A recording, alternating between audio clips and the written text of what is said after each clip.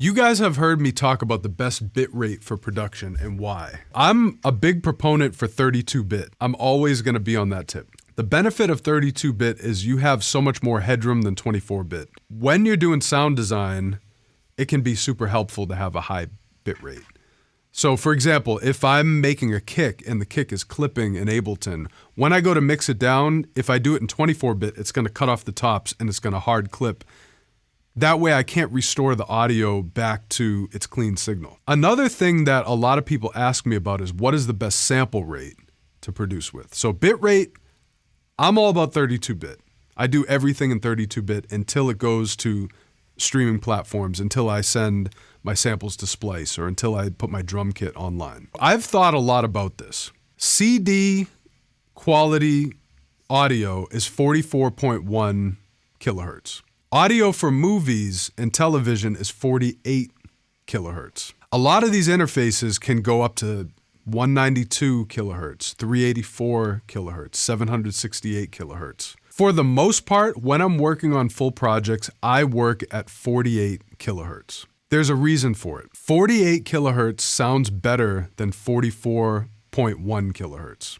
It just does. It has more information, it sounds better. When you're submitting to streaming, your final format is gonna be 44.1 kilohertz. So they actually will downsample you if you submit at 48.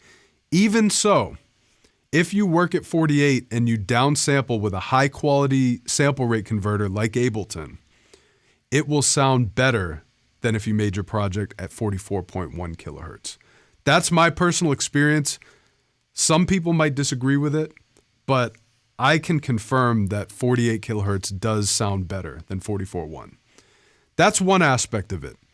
The other aspect of it is CPU load. 48 kilohertz does not have too much more of a CPU load than 44.1 kilohertz. There's only a slight CPU increase from 44.1 to 48. Now, what sample rate would I like to work in? I would prefer to work in 96 kilohertz. But I have the most powerful MacBook Pro you can get, and when I have a big session, it is not possible to work at 96 kilohertz. That's why I don't recommend people work at 96 kilohertz most of the time. Working at 48 kilohertz is a happy medium where a modern, fairly powerful computer can handle it. Maybe your laptop might not be as good. 44.1 all day. I have no problem with it. There's nothing bad about 44.1. 48 is just better. So if you have a computer that can handle it, I recommend working at 48. Now, higher quality interfaces, I can't speak for every interface, but like when I had an Antelope Audio, it tended to sound better at 96 kilohertz. It seems to be a sweet spot for the way these interfaces are designed. I can't speak for everyone, but high quality interfaces tend to sound and perform better at 96. I've gotten in arguments with engineers, big name producers about this. Some people disagree with me, some people agree with me, but I was talking with someone, he's like, you cannot tell the difference between 44.1 and 96. And I will say with 100% confidence, yes, I f***ing can. 96 kilohertz just sounds better. The reverb tails sound better.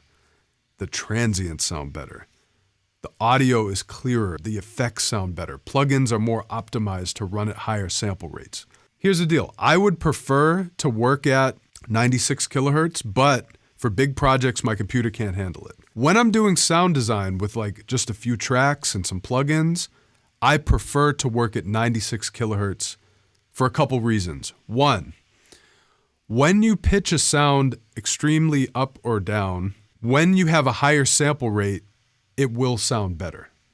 More of the audio quality remains. You can try this. People even want to argue with me on this, but it's science. You can go and try it right now and find out for yourself. From a sound design perspective, working at higher sample rates is better because you have more control over extreme pitching. 96, 192, these are all really good if you're doing a lot of extreme sound design like some of us do.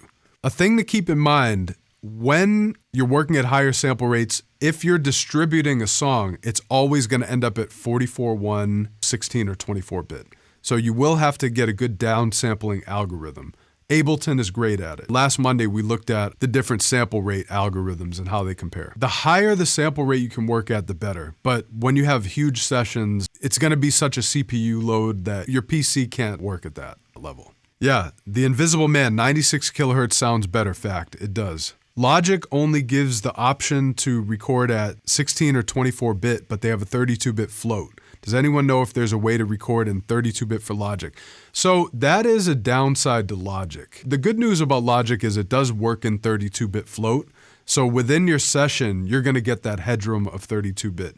The problem with Logic is you can't bounce as 32-bit, which sucks about Logic. But you know, Logic is not a DAW that I would do my sound design in. So as far as making records, as long as you're gain staging properly and you're keeping everything below 0, you're good. Don't sweat it if you use Logic. I hope that was helpful. That's my tip with the best sample rate to work in. I think the sweet spot right now is 48 kilohertz, but who knows with these new M2, M3, M1X MacBooks. If the processors are improved dramatically, then maybe we'll be recording at 96K, 192K.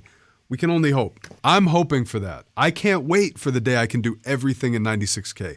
A lot of people want to argue and say, oh, there's no difference, but I'm gonna be real. The reason people say there's no difference is because they know their computer can't handle it and they want to make themselves feel better.